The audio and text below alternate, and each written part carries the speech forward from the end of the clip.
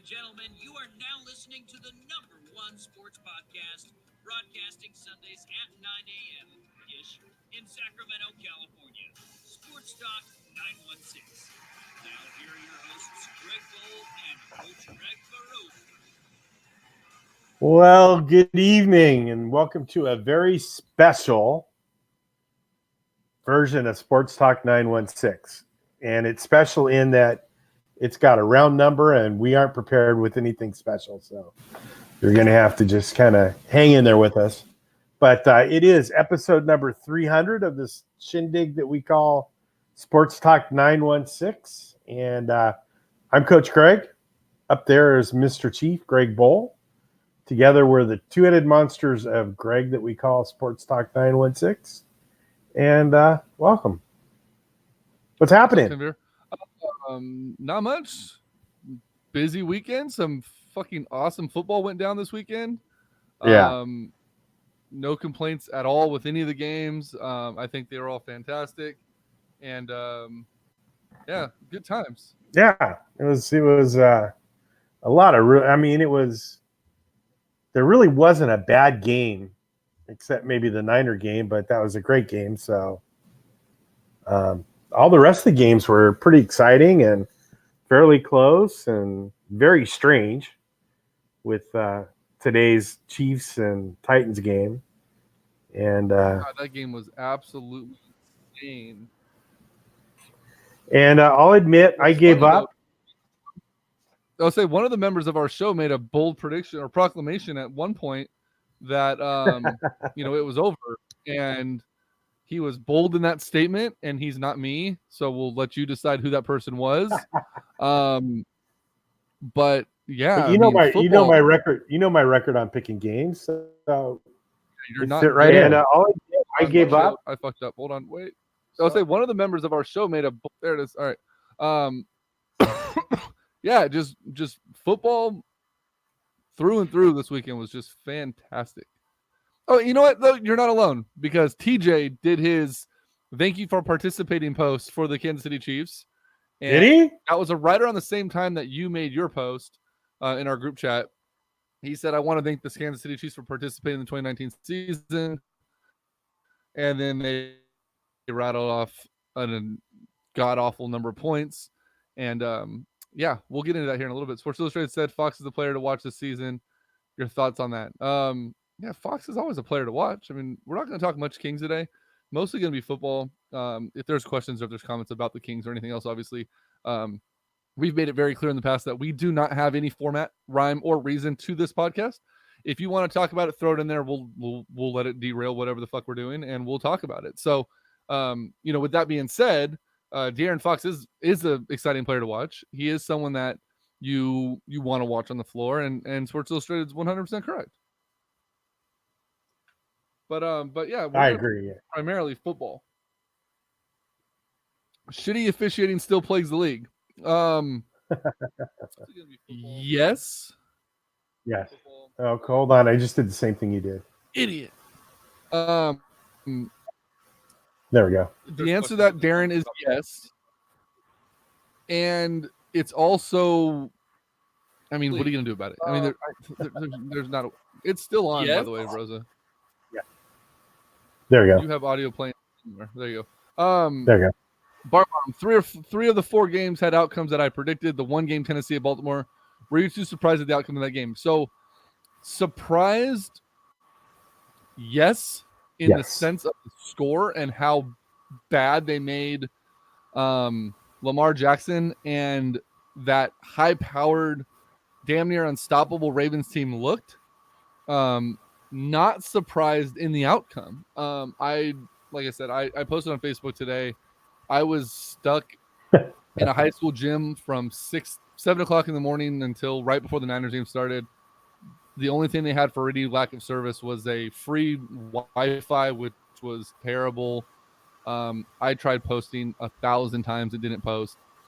I had Tennessee winning on a last-second field goal by 2. I surely did not have them destroying Baltimore the way that they did. So, ironically enough, all four, if I'm not mistaken, all four of the games this weekend I predicted correctly. I think we both did. I'm pretty sure that I had the Chiefs beating the Texans again, not the way they did. And I honestly thought that the night game was going to go the opposite way, but my pick was truly and purely based on passion, and I did not want Seattle to win that game. But yeah, back to Darren's point, the NFL's refs they need something to fix this. Tanvir wants to continue talking about Kings. Rashawn Holmes is out 2 to 3 weeks. Do you think anyone will step up like Giles? So I think Giles is the only one that can step up. Giles or Bagley, one of those guys needs to prove their worth and see which one's going to be around going forward. Yeah. Derrick Henry is a beast. Absolutely, Derrick Henry is a beast, and he's always been a beast, but for some reason he's at a level of unfathomable right now. Like, just the way he's running the ball, no one can stop him. If the NFL drug tested Richard Sherman after the game for HGH and for controlled substances, they need to be testing Derrick Henry as well, because Derrick Henry is that dude is on a whole nother level. We'll get to that game here in a moment. That's where we're actually going to start. But yeah, great weekend of football. The NFC and AFC Championship games are set for next weekend. We'll get into that in full detail. I'm going to be on Friday. I'm going to be joining the boys over at Corner Pub Sports Friday night for their podcast. They want me to come on and talk about the Niners. So definitely check that out. Yeah, so let's jump right into it. Tennessee Baltimore was the early game. Excuse me.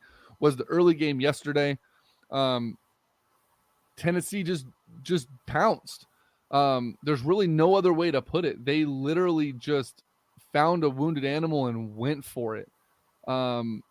They were just all aspects of the game. They were fierce. I mean, they took a 14-6 lead at half. Baltimore it was the first half this season that Baltimore didn't have a touchdown. What's up, James? They didn't falter, and we talked about it a little bit last week. The fact that team in Tennessee is led by Ryan Tannehill should be the story of the year. I mean, Garoppolo coming back from injury, great. The Baltimore offense all season long, fantastic story. The Packers coming back from a somewhat rough start under their new head coach, great story. I mean, every playoff team that's in the playoffs and that were in the playoffs this year had a tantalizing story to go along with them. Nothing is as good as Ryan Tannehill coming in after a 2-4 start and resurrecting his career and a Titan season the way he has. It's remarkable. And what's crazy is it reminds me a lot of the 2012 49ers and the 2011 49ers in the sense that he's basically Alex Smith in it. He's not doing anything to hurt the team. He's not doing anything that blows your mind to win games, at least here in the playoffs. He did in the regular season, but in the playoffs, he's been, there's just a lot of, there's a lot of positives that are coming along with what he's done, but he's game managing. He's winning the games. Derrick Henry is winning those games for them. Derrick Henry deserves more attention now. Yeah. He is a free agent, and he is going to get thrown money that he's not going to even know what to do with. Before this postseason, I think Ryan Tannehill is too, isn't he? Yeah, Tannehill's going to get paid too. But right before the season started, during the season, there was a lot of rumors that the 49ers, the Texans, and there was one other team, and I can't remember who it was, were very, very high on the prospect of breaking the bank for Derrick Henry in the offseason. That's not going to happen. The price for Derrick Henry has gone through the roof. There's not going to be any way that he's not going to have many suitors. Let's put it that way. someone's going to back a Brinks truck up. It's probably going to be Tennessee. And I do believe if they absolutely need to, I truly believe that he still is eligible for a franchise tag.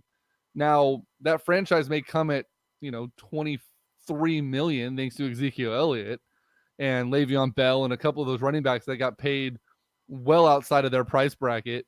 But Derrick Henry's going to get paid. And if they make it to the Super Bowl, which I'm rooting for, although of the two AFC teams, I think they actually worry me more for the 49ers should the Niners make it. Derrick Henry is going to get his bankroll just loaded up. So Derrick Henry, you mentioned earlier that he's a stud, and he always has been a stud. And I saw this a couple of weeks ago, and I was going to say something, but tonight's a pretty good night to say it. I saw this post on Twitter, and it's Derrick Henry's high school senior year stats for carrying the ball. 13 games, he had 462 carries, 4,261 yards in 1 year. And some of them in one game he had 57 carries for 485 yards, 35 carries. Madden stats. 35 carries for 455 yards, 45 carries for 510 yards. This guy was, and I saw a video, and this guy was, if there's ever a man amongst boys, this guy was it. But 4,200 yards carrying the ball, 55 touchdowns. That's 55 touchdowns. That's quarterback numbers from Folsom, but not running back numbers. Yeah, those are absolutely insane. He's a top-notch running back, and it just took a lot of time for them to find a system, to get the system working for him. And unfortunately, it took a quarterback who's not able to, be that headline guy. And I think that's part of the problem was they had Marcus Mariota, and Mariota was billed as the guy, and they put a lot on Mariota's shoulders. And I think that took a lot away from what Derrick Henry could do. And, they also took Chris Johnson at the very beginning of his career, which, had a little bit of a shadow cast over him. So Derrick Henry is fully capable. One of my good friends is actually the only Tennessee Titan fan that I know. And I don't know how he came about to be a Titans fan, but this guy is Titans through and through. He bleeds it. I'll try to set something up. Maybe I can get him on the show next week because before the games, maybe we'll do something special like late week before the games happen and break down Derek. In fact, you know what? I'll just text him right now. I'll just see if he's even available. So while you're doing that, I picked up some other stats from Henry's high school years. So in high school, he played 48 games. He had 1,397 carries. He gained 12,124 yards, averaging 8.7 yards per carry. And his yards per game, he averaged 252.6 yards per game and 153 touchdowns. Dude was a stud. Yeah, he's a monster. He's absolutely one of those guys that it's must watch football. Right. But unfortunately, I don't think they have enough firepower to beat the Chiefs next weekend at all. I'm not sure I agree with you on that because while the Chiefs offense is extremely powerful, there's not, other than San Francisco, there's not a defense right now playing stronger than the Tennessee Titans. That defense is absolutely just, they're swarming the ball. They're doing so many different things on defense. Mike Vrabel has those guys playing at a level that's unheard of. And like I said, it's short of what San Francisco is doing. Man, it's fun to watch. And I made a point yesterday during the game to a group of Niner fans. It's in one of the groups that I'm an admin in, that we were talking about that game. And, you know, I truly feel that had San Francisco played Baltimore on a dry field like they played on yesterday, the outcome would have been the same, because Tennessee's defense is fast. They controlled the edge. They were able to contain Lamar Jackson. They weren't able to let him get out and break. And that's something that San Francisco couldn't do in that weather because the field was just too wet. They couldn't run. They couldn't do anything. Every time they would go to cut, they would fall. There was nothing they can do. So it was advantage runner, not defense. You can't have a fast pursuit of defense.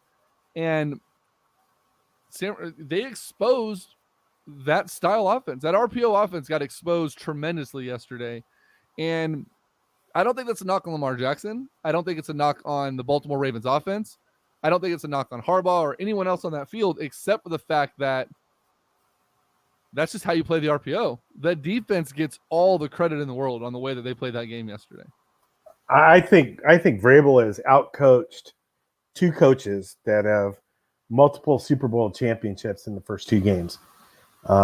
He definitely outcoached Belichick last week, and he more than outcoached Harbaugh this week. And, you know, he's up and coming. I like what he does. Again, I still don't think – I think there's just too many weapons that Kansas City has that Tennessee's going to be able to deal with. I just think they have a way of winning. So it's just my thought. I think the X factor is Andy Reid. I really think that Andy Reid is going to be the make or break for the Kansas City Chiefs, and because Mahomes is going to be fine, but if Tennessee can do what they did to Baltimore and control Patrick Mahomes, because Patrick Mahomes is more of a cheat code than Lamar Jackson is, and that's saying a lot, because Lamar Jackson is one hell of a goddamn cheat code. And if you can control him, their running game is anemic in Kansas City. Their passing game is obviously fantastic. But it all starts with Patrick Mahomes. And if they can control Patrick Mahomes, I think that the outcome of this game is going to be a lot closer than sure as hell what it was today. Yeah. I don't know. I think that, like I said, I think their defense is playing good enough. I don't think any defense, even the Niners, can stop Henry. I just don't think it can be done. I think what you do is you stop everybody else and see if you can let him beat you. And I think you can shorten the game enough to where he can't score 5 or 6 touchdowns, and you have to be able to control the ball. I mean, that game, if it turns out to be Tennessee and San Francisco, the game's going to be about 2.5 hours long, with all the running that both of those teams do. But I don't know. I don't know. I still don't think that Tennessee's gonna make it. I think it's going to be Kansas City for Sacramento, San Francisco. If Sacramento somehow makes it, that's going to be phenomenal. Right. Tannehill in that game was 7 of 14 for 88 yards. Like I said, not lighting up anything, but he did have 2 touchdown passes. Derrick Henry was 1 for 1 for 3 yards and a touchdown with the Tim Tebow jump pass, which was interesting. Right. Derrick Henry, 30 rushes, 195 yards, averaged 6.5 a carry. Tannehill, 6 for 13. A.J. Brown had 9 yards on a rush. Just all the way through, man, it's just they had 2 picks of Lamar Jackson. They had 2, 3, 4 sacks of Lamar Jackson. Which I think is probably the most important stat, because them getting pressure on him usually doesn't stop him. But when you get pressure on him and you sack him 4 times, I think that's saying a lot. I mean, to sack that guy 4 times, usually he's just bouncing off people like a pinball. So I think the defensive scheme that Tennessee came up with the other day was amazing. Was genius. So this is huge. I'm going to go ahead and put this up on the screen because I know he's weeping for even typing this. Darren Peterson says, as much as I hate to say it, nobody can stop the Niners. Darren is probably the biggest Raider fan that I've ever come across. It's this guy's lifeblood, and the fact that he just gave a compliment to the 49ers is gonna be is groundbreaking. Travis is gonna do something midweek for us. I hit him up, I put him on the spot, and he said that his mind went blank. He was listening and can't even come up with anything we're talking about. So we'll do something midweek. We'll discuss the Titans a little bit more. And we'll go from there. Titans D is vastly underrated. I definitely agree with that, Josh. So Tennessee put themselves in the championship. Real quick, you mentioned Vrabel and out coaching. There was something I haven't looked it up because I'm being lazy, but what rule did he expose against Belichick that got time out the clock? Do you know what it was off your head? Yeah, I do. Because I looked it up and I watched it. So there's a rule that if there's a delay of game, the clock stops above 5 minutes left in a quarter or a half. And so Tennessee got the ball with about 6 minutes and change left on the clock. The clock was running and it was fourth down. So they got a delay of game, took 5 yards back, and the clock starts back up when it's ready for play. Then they took a false start. The clock started again and when it was ready for play, and then they took another delay of game. So they were able to take off over 2 minutes of the clock by doing that. After 5 minutes is up in the half, the clock stops and doesn't start back until it's snapped. So got it. Yeah. So they mentioned it a few times on the broadcast, and I never went back. I never remember to go back and actually review what it was. And Belichick did that last year too. Right, and that's what it was. That's what I had heard, was that Belichick had already done it once before, which exposed the rule. And then Vrabel went out there and used it against him. So Tennessee punched their ticket to the title game. They were waiting for the winner of today's game. Obviously, we're just going NFC, AFC first. Houston, Kansas City. Now,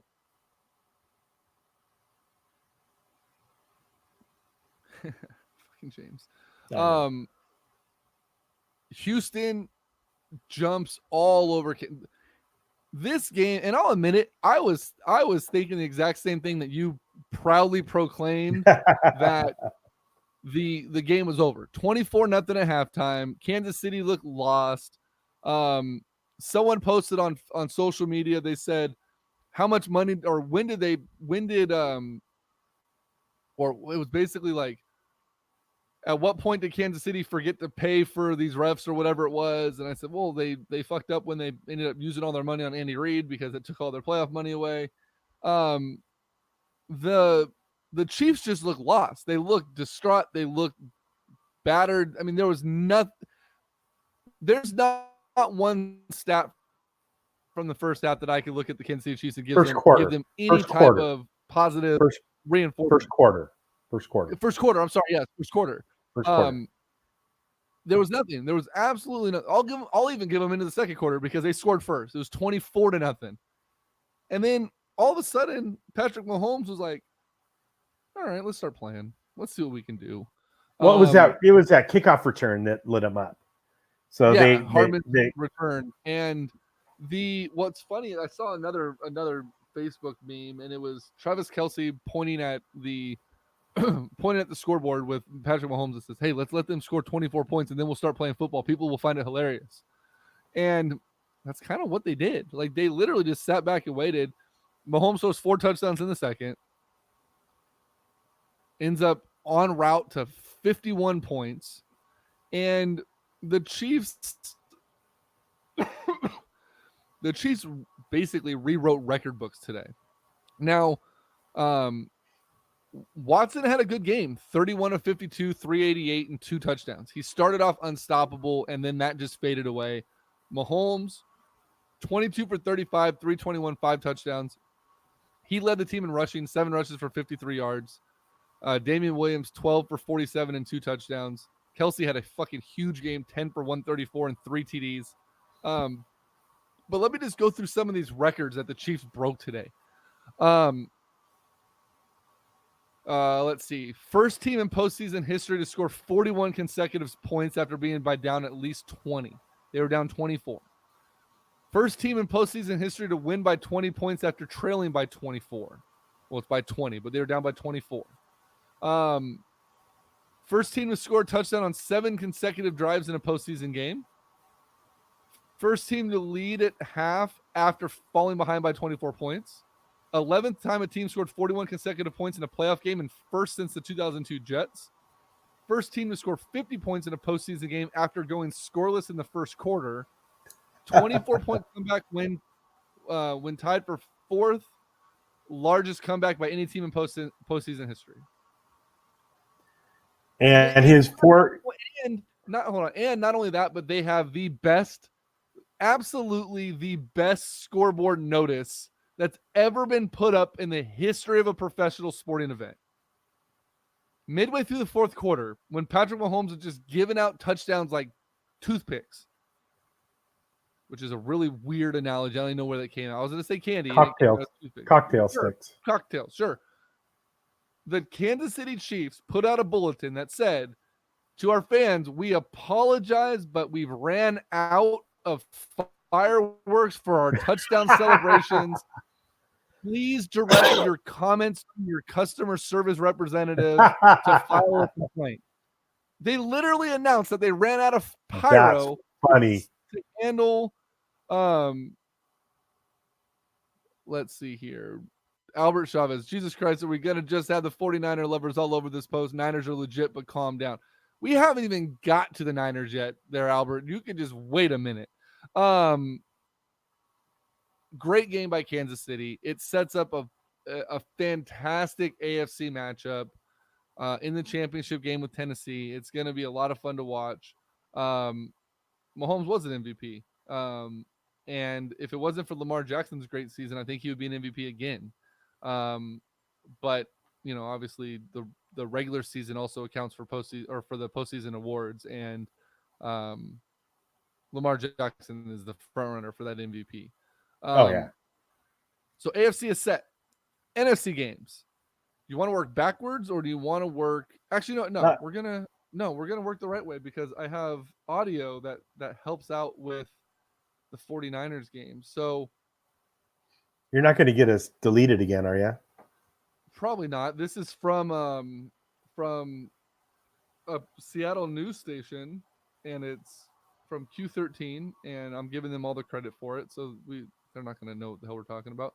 But this was following the 49ers and Vikings game, which obviously came before the Seattle Seahawks played. So let me go ahead and play this audio for you here. Hold on, that didn't work. Womp, womp, womp. Thank you so much, Michelle. So whoever wins tomorrow will play the Minnesota Vikings next. The question is, where? Today, the Vikings beat the 49ers to advance to the NFC Championship. The final score was 27-10. The Vikings win sets up Seattle as the possible host of the NFC Championship game, but only if the Seahawks beat the Packers tomorrow. So we will see. We're keeping our fingers crossed. Go Hawks. Yeah, for sure. Did you catch that? Did it play through? Yeah. Yeah. That was wrong. And that was circulated around, and I'm just like, all right, well, I guess those two women are never going to cover a sports event ever again, because clearly. So let me ask you a question. Score right though, 27-10 was accurate. So how did Del Rogers' voice change, and when did he move to Seattle? Right, exactly. That was very, very Del Rogers-esque. I saw that and I was just busting funny. My ass up. But Niners game, they go in, quick drive, Garoppolo, touchdown to Kendrick Bourne. Tevin Coleman had a hell of a game. We talked about it a couple weeks ago. We talked about the Garoppolo interception. There's always bound to be one. It's usually a bad throw. It hasn't been. I went back and watched video on every single Jimmy Garoppolo interception this season.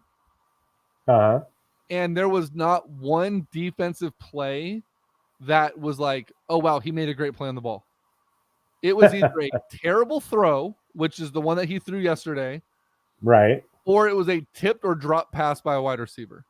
There was not any play where a cornerback or a safety or a linebacker jumped the route, made a great play on the ball, jumped in front of someone and took the ball away from him. Nope. It was either a drop or just a what the fuck was that throw. And yesterday, Garoppolo threw one of those. What the hell was that? But good thing it didn't hurt. The Niners only gave up 3 points out of that. He went 11 for 19 with 131 yards, a touchdown and an interception. Tevin Coleman, 22 carries, 105 yards, 2 touchdowns. Raheem Mostert, 58 yards on 12 carries. He had one of the biggest plays of the game on that punt coverage where it caused the fumble, which set the Niners up for another score. Deebo Samuel had a couple of great catches. Kittle, 3 catches for 16 yards on 5 targets. The Niners rout Minnesota 27-10 without George Kittle getting involved in the passing game, which is great. Richard Sherman with his interception, which got him blood drawn and drug tested. The Niners defense also set some records yesterday.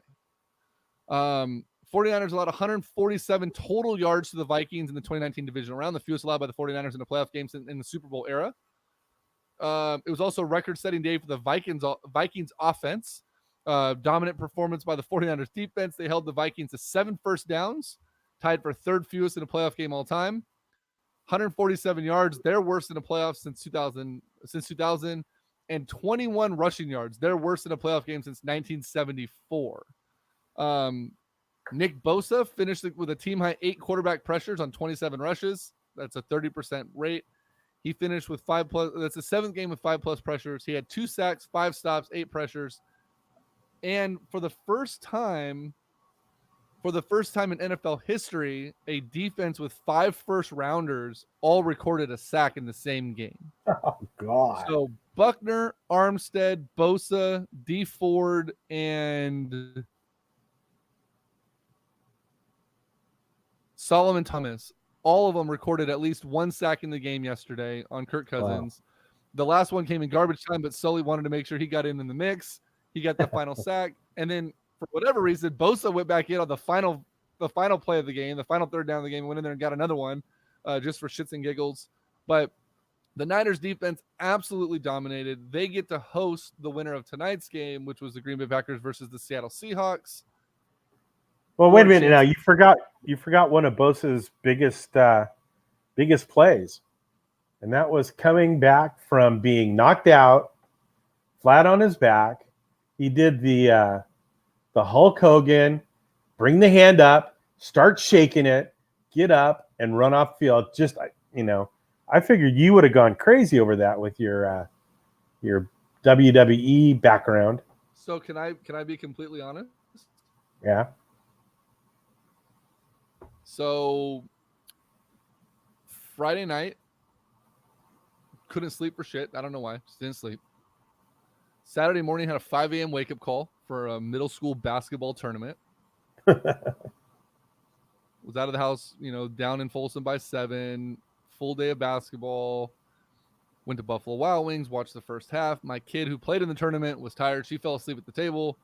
So we jammed home at halftime. Missed about 45 seconds of the half. Got upstairs, started watching the game. I might have finished the third quarter. I don't remember the end of the third quarter, and I woke up with about 6 minutes to go in the game. So I missed Bosa being flattened on his back. I did see that Josh Fisher hitting the Stone Cold Steve Austin in the stands today for Kansas City.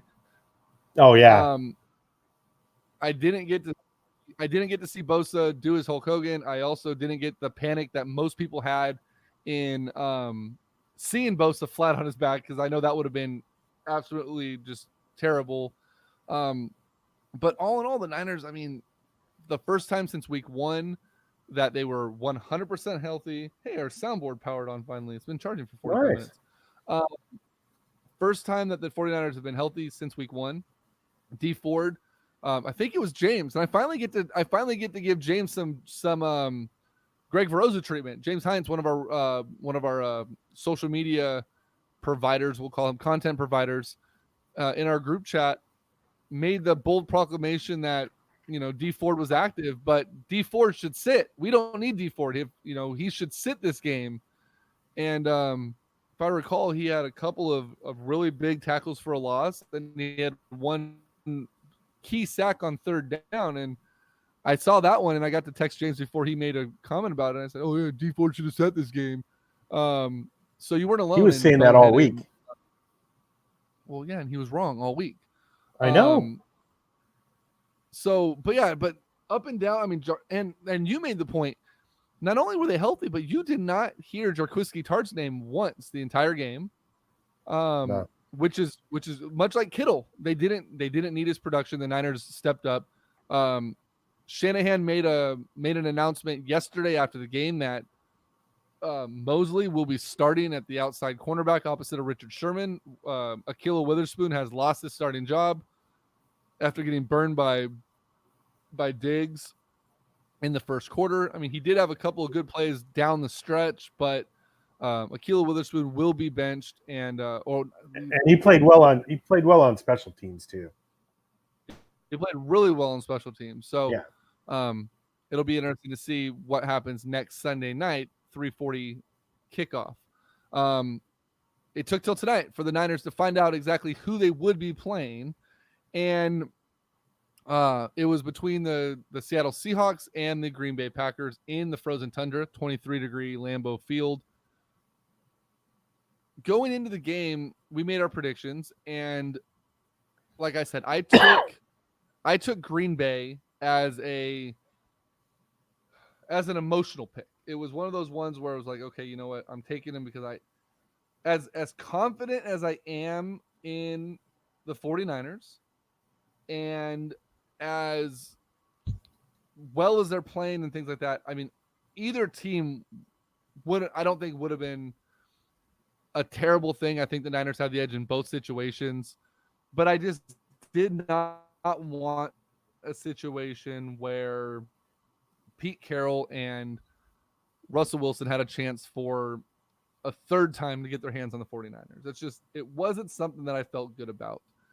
And when it came down to it, we don't have to worry about it. The Packers, although there was a little bit of a scare midway through the third quarter into the fourth, since Green Bay just stopped scoring points, and Seattle had a couple of moments of life in them, ultimately Aaron Rodgers had a little bit more magic in his bag. He was able to go ahead and fend off the Seattle Seahawks with a final score of 28-23. My prediction was 27-21, so it was damn close. And Seattle fans, I know that you're upset. I know that you're butthurt. And it's funny because you want to blame the refs all the time, right? I'll agree with you. For the first time in forever, I agree that call at the end of the game, or that third down and 9, they were short, and there should not have been a first down call there. But Aaron Rodgers would have snuck it for 1 on 4th down. They would have let the clock run a little bit more because it was in the field of play. You had a timeout, sure, but they would have either Rodgers would have got the defense to jump, or he would have snuck and got the first down. The game would have been over anyways. You need that's that. Go ahead. No, go ahead. I was going to say, you guys, Seahawks fans, need to be more upset upset about the fact that on that final drive, you had 3 third downs that were 7 yards or longer, a 7, an 8, and a 9. And Aaron Rodgers converted on all three of those plays. So be more upset about your defense not getting the job done when it was needed most. That one pass to Devontae Adams on the final drive was a terrible play by your cornerback. Let it in, break to the outside. The only thing that would have made that worse is if Devontae Adams would have been smart enough to stay in bounds and just go down and let the clock run even longer, because then that third down play wouldn't have mattered anyways, because the clock would have just continued to run and Russell Wilson would have likely had 15 seconds to go the whole length of the field with no timeouts. Be upset about your defense. Don't be upset about the refs, because let's face it, you've gotten calls all year long. You shouldn't even been in this game if it wasn't for a dirty play by Clowney and you knocking out Carson Wentz. I don't think the Seahawks make this game. He should have been playing in this game for a dirty hit that they let him get away with. And then on top of that, he had a play today on Aaron Rodgers where he grabbed the back of his head and damn near twisted his head off on a play going out of bounds that should have been penalized as well, and he doesn't. Jadeveon Clowney is a dirty-ass player who the NFL needs to take account of, because if they're going to punish Vontaze Burfict the way that they do and punish other guys for plays that they make, like Ndamukong Suh and Aaron Donald and those other guys, they need to make the same type of plays now going forward for Jadeveon Clowney, because he is literally turning into one of the dirtiest players of the game. And somebody got even with him today. So did you see that play where he down at the goal line and running up the field? Yeah, and the sideline reporter had to figure out a way to tell Joe Buck that he got hit in the nuts. He got hit in the family jewels, is what he said, right? Or how did he put it? Was it the family jewels, or did he say something else? No, he said, well, he got hit in a spot. Well, let's just say he got hit in the family jewels. And you could tell he was awkward as hell trying to figure out how to put that. Yeah. He got hit in his twins. No, that's not going to work. And his twig and berries. No, that's not a good one. Hitting the boys. Oh, no, the Cowboys aren't playing. Let's see. They didn't make it here. He got hit in the nuts, Jim. Can you imagine? If it was Booger McFarland, he would have been like, he got kicked in the dick. Like, he would have fucked it up and just been like straight up about it. You got kicked in the dick, Marv, or who the hell it is, Collinsworth Joe, whoever it was. That hurts. Yeah, but Clowney, there's something about that guy that I just don't like. And another thing that I did not like, the other thing that I didn't like about even the beginning of the game was they mentioned it's almost like they're applauding the way that he plays the game, because it was Buck and Collinsworth, right, that called the game tonight? No, it was Buck and Aikman.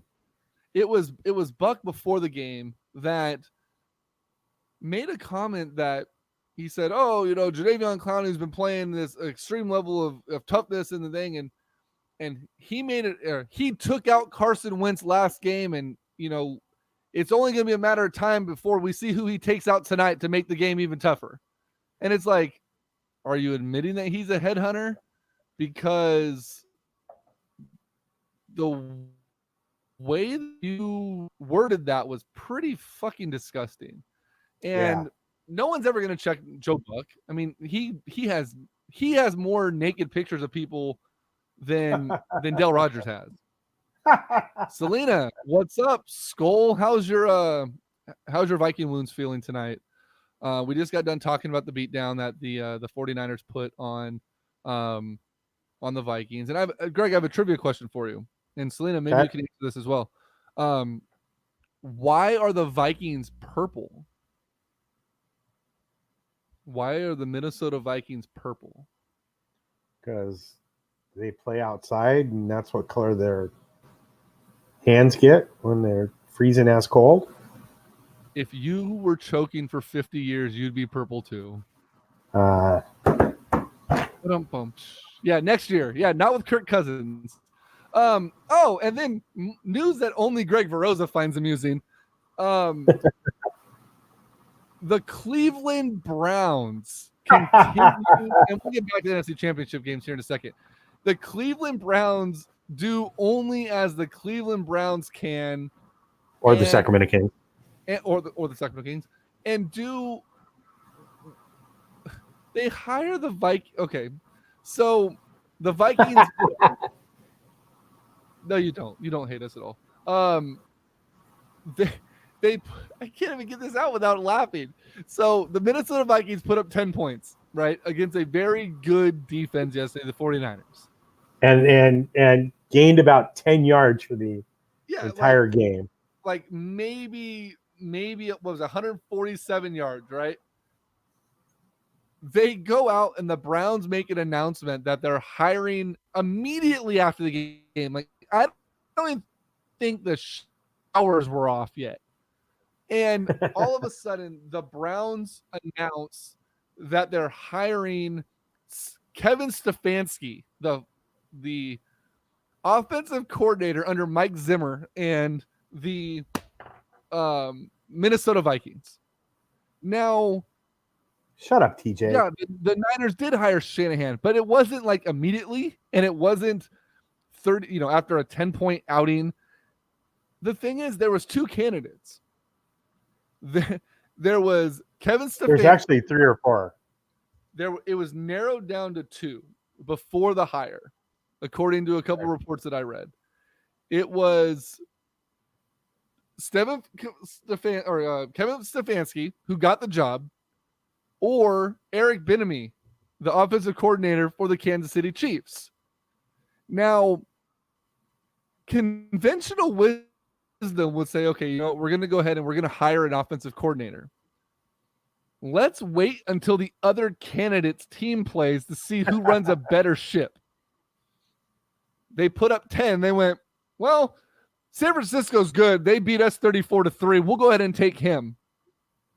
And then Eric Bieniemy's team goes out and puts up 51, and they're like, fuck. We hired the wrong guy.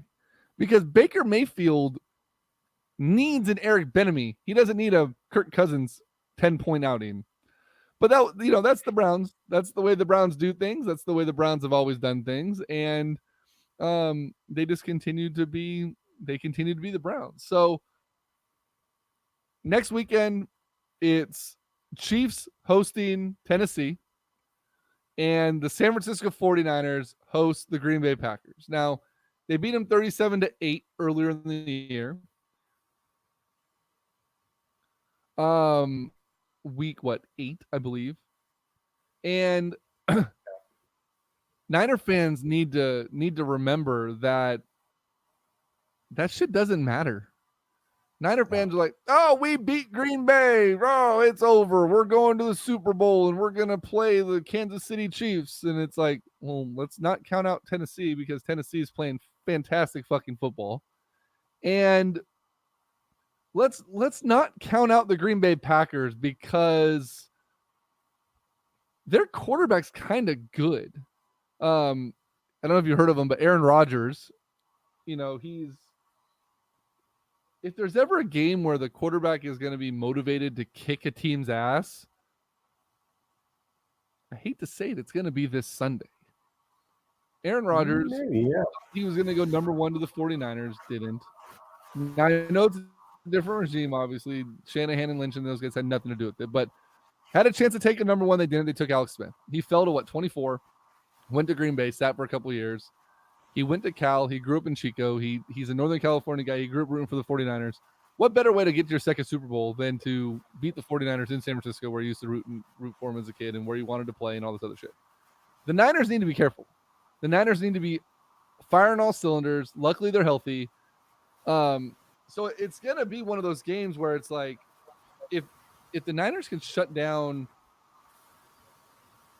the Niners pass rush can get to Aaron Rodgers. Their offensive line is still beat up. Right. But it's going to be a hell of a game. Well, what the 49ers can't do, they can run the ball, and they should run the ball, and they should run it like they did yesterday. The problem is it seems like somewhere at the end of the second half and the beginning of the third quarter, Shanahan goes conservative and stops calling plays that are going to get first downs, stops calling plays that are going to gain any yardage, and he goes completely conservative. And I think if you do that against Rodgers, that's going to give him enough time to, if they're down, to get back and score a couple of times. I don't think you can be conservative at all. Even if you have a 21-point lead, you can't be conservative with Aaron Rodgers. He can score too quickly. Can I I'm going to read you some names. I want you to tell me what these all have in common. Emmanuel Sanders, Deebo Samuel, George Kittle, Robbie Gould, Matt Breida, Joe Staley, D Ford.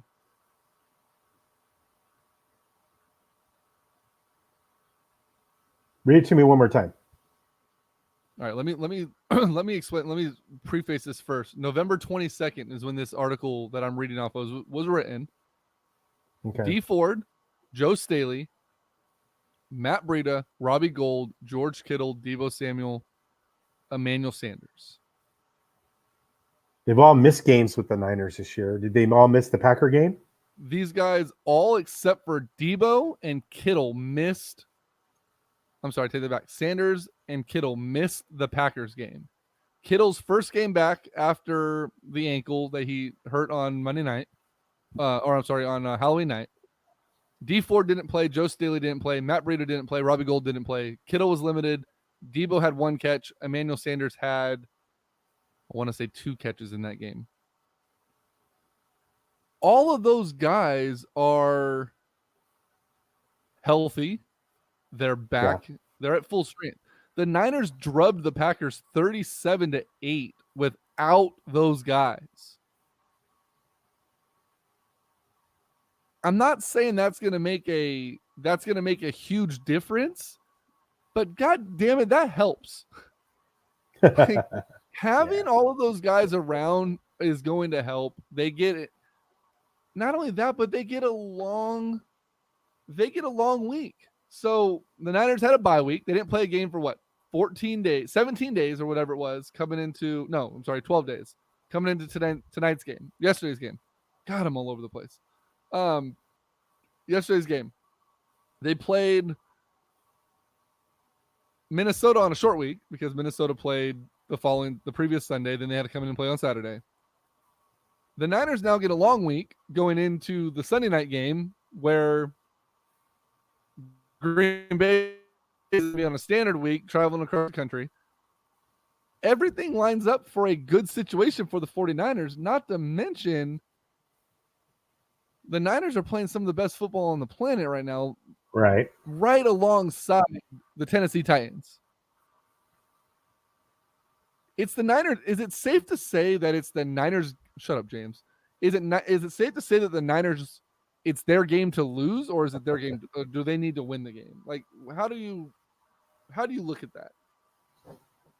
Well, I mean, they're definitely a favorite. I think they opened at 7 points. Right. So, they're a big favorite. I think, I don't think it's going to be good if they lose this game. I think they have to win this game. Really? Did you really come up? Is there a season on the line if they lose this game? Yeah, absolutely. No, it's not. Yeah, the season won't look good. That's for sure going forward. Anyways, did Witherspoon start that Packer game? Witherspoon did start that game, and Witherspoon will not be starting this Packer game. He's already lost his starting job to Mosley. Y'all see Kittle's cleats? Yes. So you mentioned that I missed Nick Bosa's Hulk Hogan moment. Kittle's warm-up cleats were all The Rock. I didn't see him. Oh, they were awesome. They were like Team Bring It, and they had his Brahma Bull all over them, and can you smell what the Niners are cooking, and all sorts of crazy shit. And then on the flip side of that, Stephon Diggs had Full House with Michelle Tanner on them, which didn't work out very well. No. Yeah, Charlie, right, Rosa. Oh, if they don't win, this would be bad for them. Yeah, good job, Booger. Whatever. You're our Booger McFarland. You want to make predictions for next week, or do you want to just let it ride? We'll make Because predictions. I will say this: that the Niners came out of that game with no injuries to report for that game, which is fantastic yesterday. Yeah, it's going to be interesting to see. So I think there were a couple of Packers that got banged up. So let's see what happens to them. Rodgers tweaked his ankle again tonight. Yeah, or somebody stepped on his foot. I think someone stepped on his foot, and there's another one where he his feet got caught scrambling around. But then again, so did Garoppolo. Garoppolo had a little bit of an ankle as well. So what do you let's start with the AFC side. Chiefs, Tennessee Titans. What's your prediction on that game? Now, I'm going to write these down for us since we don't have a. Well, since I suck so bad and I'm always wrong, I kind of want to pick the Titans, but I think I think Chiefs are going to win. I think they're going to win by. Do you have a score? I think they're going to win by 2 touchdowns. Okay, so 28-14. 28-14. All right. And then San Francisco and Green Bay. I think it's going to be a little closer, but I think it's going to be 24-21 Niners. 24-21 San Francisco. Hold on. I got to rewrite this. I already fucking lost what I wrote, and it's 4 words. Craig, KC and Tennessee. You're taking KC 28-14. You have San Francisco over Green Bay 24-21. Myself, Kansas City, Tennessee. It's nothing against the Kansas City Chiefs. I think they're a fantastic team. I think Chiefs Niners would be one hell of a Super Bowl. Just high-powered offense versus high-powered defense. But I'm going to roll with Tennessee on this one. I'm going to take Tennessee 27. No, I'm not. 24-17. I think they hold Mahomes in check. And they just wreak havoc on them. And Derrick Henry has 3 touchdowns. And then for the second game, San Francisco and Green Bay, I have San Francisco, and it's not going to be as bad as it was, but I have San Francisco 34-24 over the Green Bay Packers, setting up Super Bowl LVI from Miami, Tennessee versus San Francisco. And then we're gonna have to make like Pro Bowl predictions. No, I'm totally kidding. During the so next week we'll do our regular show. During the Pro Bowl week, because not a soul on the planet watches the Pro Bowl, we're gonna do our Greggy Awards from 2019. We'll also preview the Super Bowl obviously that week and get as much insight as we can and get ready for it. So whatever rituals you had going into last week's game that were successful, keep them going. The Ricky Waters jersey is 2-0. It has not been washed. It's back in the closet. It will be put on again come Sunday. We're gonna keep it rolling. So did I say LVI? You said LVI. Oh, LIV. My bad. Super Bowl live. Okay, Tanvir has been begging us to give him our predictions on the Kings game tomorrow. He wants us to talk about Kings Magic tomorrow. The Kings are going to lose by 18. Do you know anything about the Magic? I know that the Kings aren't good. I'm at the point right now where the Kings could go pick up a game right now with the Washington Generals that are still at Golden One playing the Globetrotters tonight, and the Kings will lose by 6. They're going to lose by 18 tomorrow night. And 2 guys will get hurt. Yeah, probably. It's fucking ridiculous. I'm so over it. I saw something today, a bogey trade for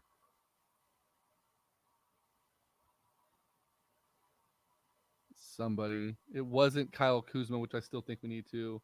I think I saw that one too. Charlie, have Miles Turner.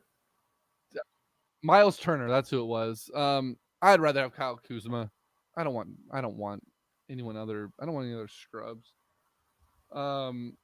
We have enough scrubs. I'll take Kuzma for sure. Tinvir,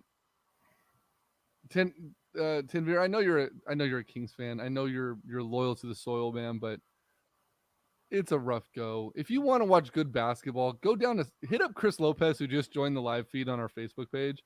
Hit up Chris and go down to see a Stockton Kings game. There's like 19 people there, so you could get really good seats.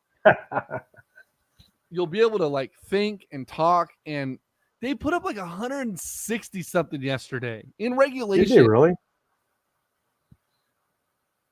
Yeah, it was something fucking silly. Go down and watch the Stockton Kings play. Stop spending your money on the Sacramento Kings right now until they prove that they can figure something out. Man, you could get mini plans. You could get a player Q&A and pregame chalk talk with the coaches starting at $68. Go down there and do that. They beat Iowa yesterday 163-143. If you don't like defense, go watch the Stockton Kings or watch them on CBS or on CW. Deuce Morgan, God damn it. Deuce Mason and Morgan Reagan are on the call. They do an awesome job. Go watch them. It's fun. There's a Sac State kid, Cody Dempsey's on the team. You can watch him play. Dude, you live in Stockton. Go to the damn Kings there. Save the money. Yeah, really? Save the drive. Mike, Stockton or Sac State men's basketball is off to the best start in program history. What are they, 2-0? Good for them. Damn, you're in a great mood today, aren't you? Fuck you, bro. I don't spend money on the Kings games. Good. You shouldn't. My kid sat courtside tonight for the Globetrotters. That was kind of cool, I guess. I wasn't there. She got to go out on the court with them and like play before the game. And there's a vertically challenged member of the Globetrotters on the team. He's a little person. And he was doing the spinning basketball, like rendition of like, oh, hey, learn how to spin a ball on your finger, or I'll do it for you and just hold your finger up. And I have a video of my daughter doing that from her grandma, and she looks terrified because of how little he was. My irrational fear of clowns has transferred. I was going to transform, but has transferred to her for her irrational fear of little people. Speaking of little people, Troy Budall just signed on for the live feed. What's up, Troy? Oh God. I think she gets that from me because I don't like little people so much because I'm not a little person and I'm quite the opposite of, I'm a rather large person, and it's just a weird ratio. So that transferred, and you can totally tell in her face that she's just like, I don't want to be here anymore. Sign my ball so I can go away, please. But yeah, so she got to sit courtside and watch the Globetrotters tonight, and that was probably better basketball than the Kings been playing lately. Probably. And then I'm gonna leave it with this, just because we're getting closer to the end of the show, and I hope that Darren Peterson's not watching anymore, because he did say something nice about the Niners, which is rare for him.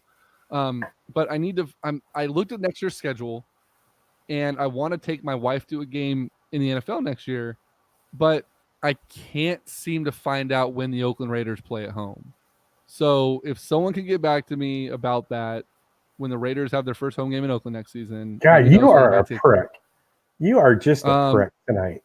And then I'm going to be traveling up to Seattle. So James, I need you to get me the Sonics schedule so we can go to a game up there as well. Last question from Tanvir, and we'll end it on this note. Greg Veroza, do you hate Luke Walton? Well, I don't know Luke Walton, and Luke Walton has not had a healthy team to coach, so I'm still undecided on whether I like him as a coach or not. He gets an incomplete I from lied. me. Second to last question. Next question for you. Couple questions. When you're getting ice out of your refrigerator and the ice cube falls on the floor, do you pick it up or do you kick it under the fridge? Ooh. Depends on where I'm at. At work, I kick it under the fridge. At home, I pick it up. Why? It's just ice. You probably I have like know. linoleum or like waterproof floors. Oh, I do, but still. Ooh, guys, see that TJ's looking for San Diego Chargers tickets. If you can help out TJ, that would be fantastic. Yeah, we're running out of teams that aren't around anymore. And then final question. Do you dislike the Kings record? No, I can't even preface it. I just hate Pete Carroll and the way he chooses gum. That's just how I'm gonna end the show. I kick it on the fridge too. Yeah. Tinvier. That's the only way to do it. The Las Vegas Raiders will exist. Oh god damn it, Mike, you joke killer.